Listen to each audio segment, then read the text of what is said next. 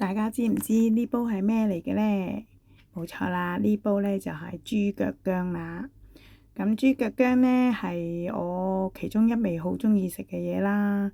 咁啊，屋企人都係好中意嘅。咁豬腳薑嘅功效同埋好處呢，就係有補氣養血啦、散風、驅風散寒啦、活血散瘀、補鈣強筋骨、滋陰潤膚、健胃開胃嘅一個食物嚟嘅。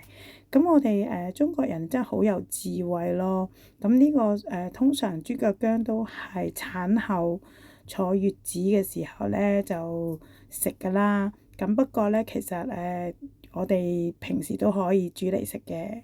咁尤其是而家呢個季節咧，係食紫薑啦。咁我呢煲薑醋咧係用紫薑嚟煲㗎。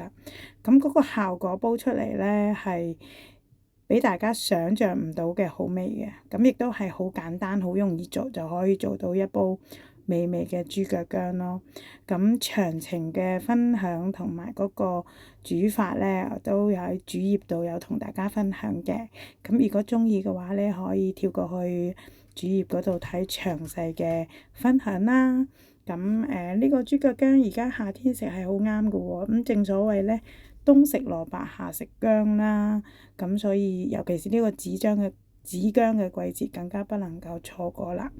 咁今日咧就同大家分享到呢度啦，可以食㗎啦，拜拜。